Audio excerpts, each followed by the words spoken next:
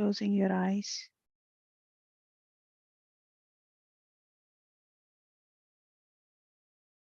Just become aware of your breath.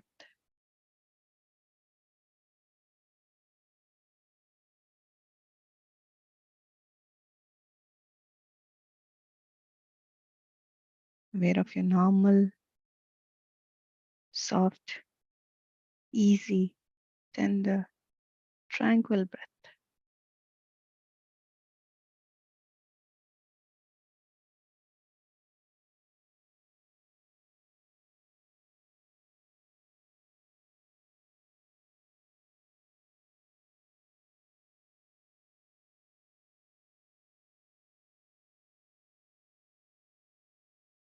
Meditation is being in the now, being in the very present moment, and witnessing whatever is happening within us.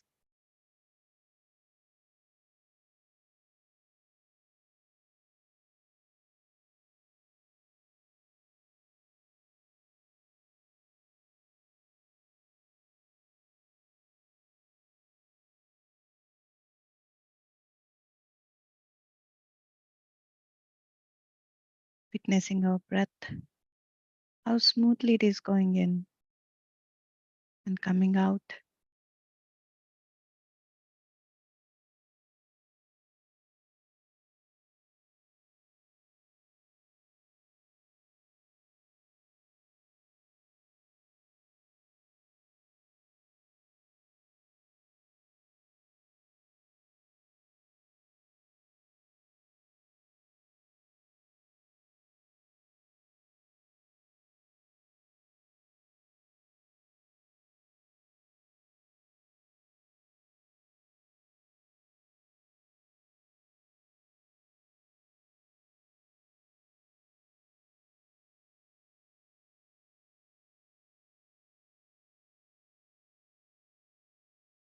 Just connect with yourself and with your breath.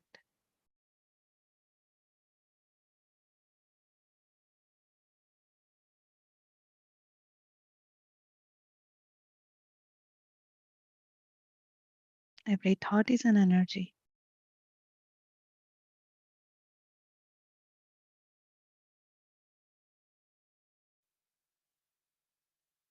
So, right now, this very moment,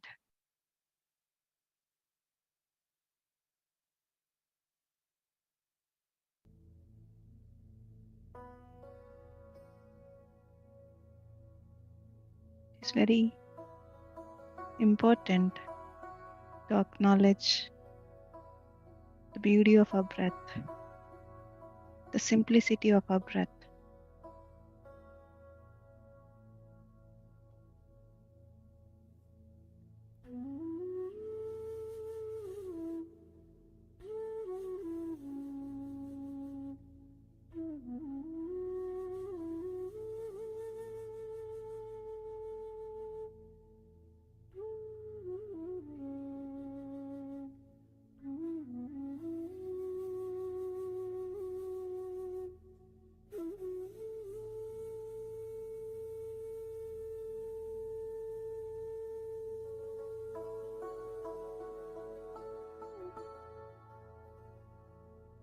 To all our questions, we have the answer within.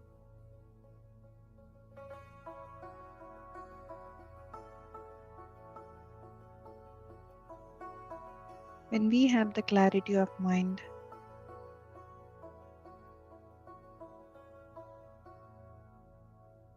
we can see the answer right in front of us.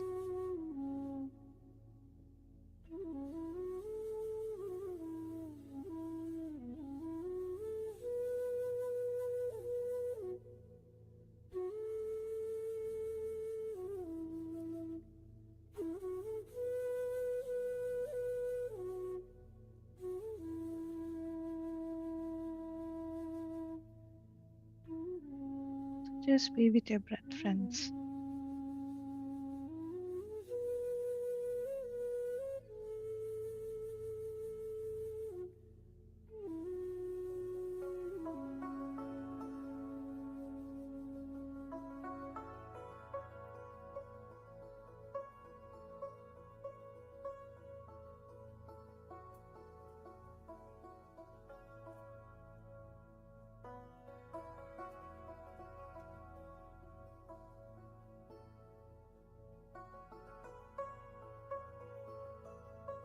Just the breath.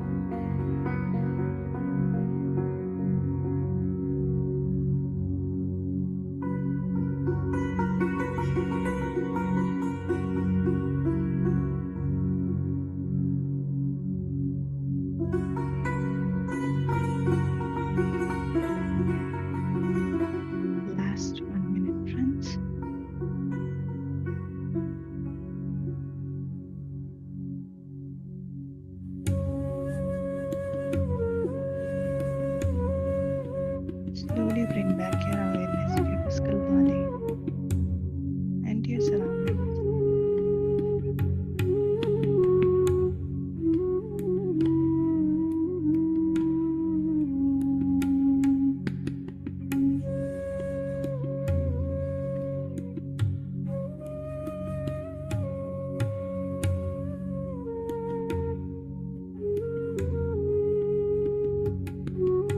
Last 30 seconds.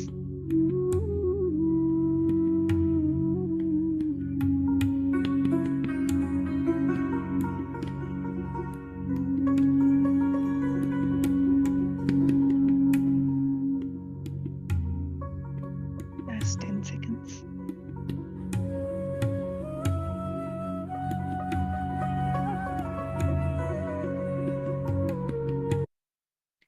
Slowly place your both hands over your eyes for a few seconds.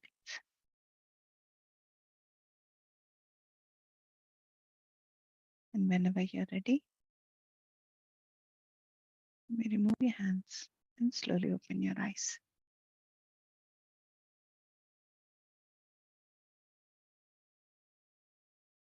So, welcome back, friends. I hope you all have enjoyed meditation. It was indeed very powerful. It was wonderful. So, friends, today I'm going to read another beautiful story and a story where we can take a lot of lessons from the book Living with the Himalayan Masters by Swami Rama. For those who have not read that book, I recommend reading that book. Lot of information is there. Lot and lots of um, experiences are there of Swami Rama where we can see ourselves in his journey and the lessons that he had learned from various masters, the Himalayan masters that he had met. So one such story is this. It is my whole being is an eye. This is Rama narrating it. I regularly visited a Swami near Srinagar over a period of 2 years. I would serve and wait on him, but he never talked to me and he rarely opened his eyes. His name was Hari Om. For 2 whole years, he never once looked at me. One day I told my master, I'm fed up with this Swami. It's like visiting and waiting on a log of wood or a rock. My master said, don't say that, although you may not be aware of it. He sees you indeed. I said, how could he see me? His eyes are closed. That day, when I went to see him, Hari Om smiled and giggled. Then he said, am I a log of wood or a rock? Don't you know? I'm in such great joy that I have no reason to open my eyes. Why should I open my eyes when I'm already with that one who is the foundation of beauty and glory? The partial enjoyment which most people seek can no longer satisfy me. That is why I keep my eyes closed. You will have to open the eye of your mind to see that perennial beauty, but the senses have only a limited capacity. They perceive only the limited beauty of limited objects. I'll repeat this phrase again. Don't you know that I'm in such great joy that I have no reason to open my eyes? Why should I open my eyes when I'm already with that one who is the fountain of beauty and glory? The partial enjoyment which most people seek can no longer satisfy me. That is why I keep my eyes closed. You will have to open the eye of your mind to see the perennial beauty, but the senses have only a limited capacity. They perceive only the limited beauty of limited objects. I was inspired by his beautiful words. After that, when I went to see him, he opened his eyes ever so slightly. When his eyes were a bit open, it seemed as though wine were overflowing the cup. You would experience the joy flowing from within. Now he muttered the Sanskrit words. During that which is night to others, the enlightened one keeps awake. During that which is night to others, the enlightened one keeps awake. Then he explained, the finest hours are the hours of night, but very few know how to utilize their worth and silence. Three categories of people remain awake at night: the yogi, the bogi, who is a sensualist, and the rogi, who is a sick person. The yogi enjoys bliss in meditation. The bhogi enjoys sensual pleasures, and the rogi keeps awake because of his pain and misery. All three remain awake, but benefited is he who is in meditation.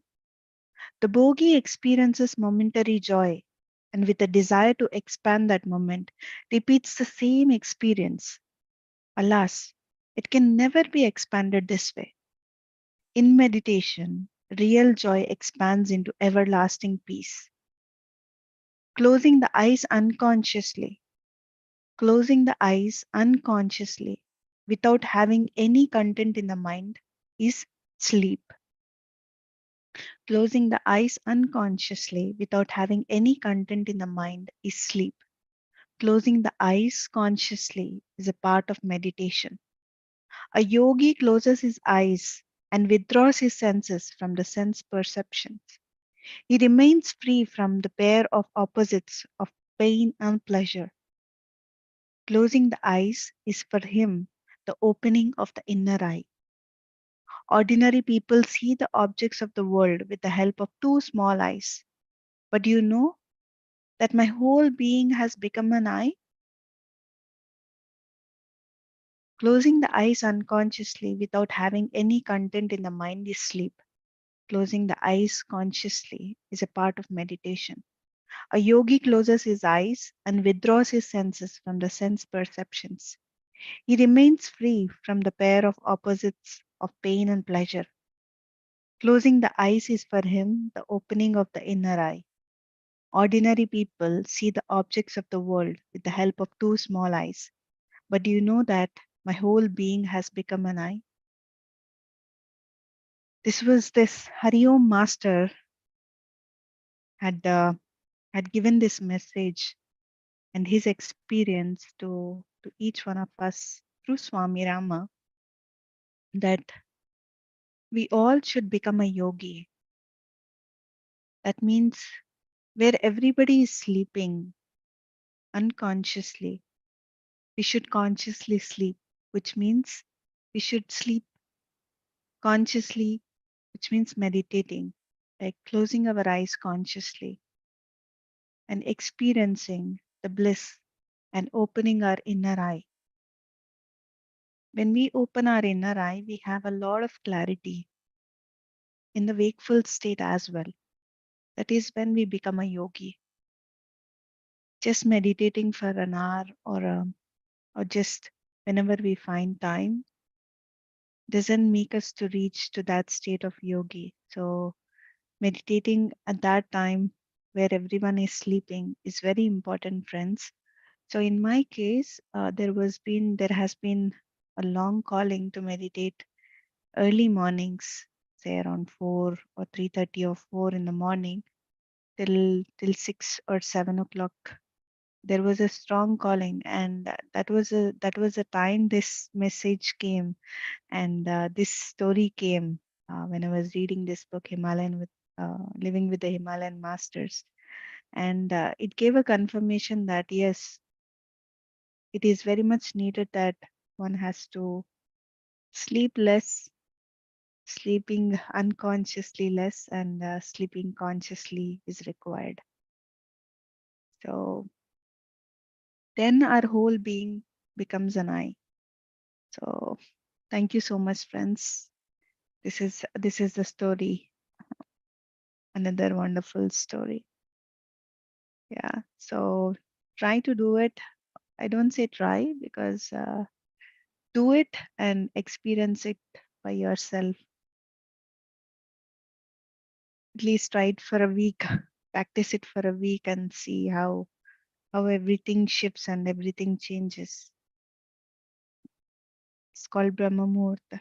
3:30 in the morning till 5:30 or 6 is the best time to meditate. I always say that that is the time where everybody will be in deep sleep and there is no thoughts, there is no interference even in the thought world. So it will be much easier to connect with that divinity within us and to connect to the divine. So thank you so much, friends. If there is anybody who wants to share anything, you can just go ahead and unmute yourself.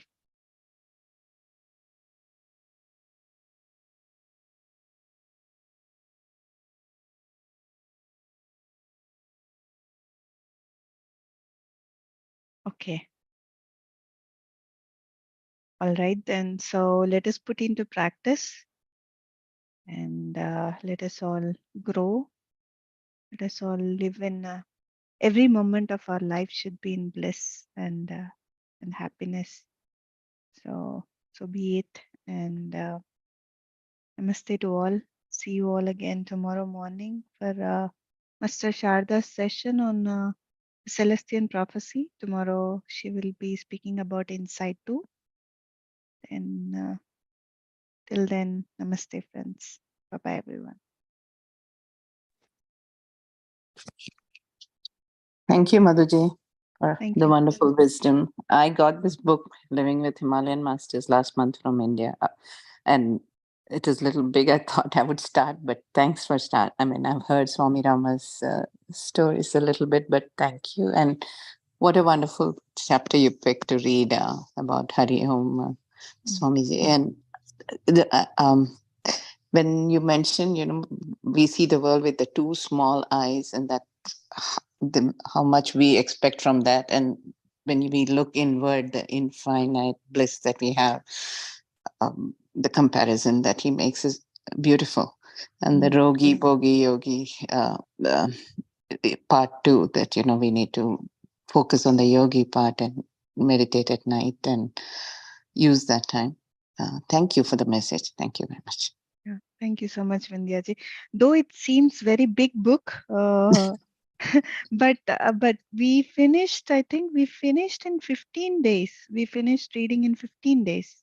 This book we have finished it last week, and every day if you spend an hour reading, it will be very quick. And I was like very surprised. I was thinking 425 pages or 450 pages is this book, and how quick we could able to finish. I mean, it's interesting because every day, like there are so many stories. Stories, right? Yeah. It's not like too much of information, but it is like it's like we can journey with Swami Rama to all these masters. It's really Yes. amazing. So it's we really enjoyed reading and listening to this book. Yeah, I was fascinated with Himalayan masters when I think there was this master Nanda Kishore. Yeah. Sadly he's no more with us, but he Nanda used to Prasad. relate it so well, and that's what got me into listening to all these Himalayan masters. I picked up this one too. So yeah, thank you. Thank you so much, Vindhyaji. So bye bye, everyone. Thank you, Madhuji. Nice knowledge. Thank you so much. Thank you.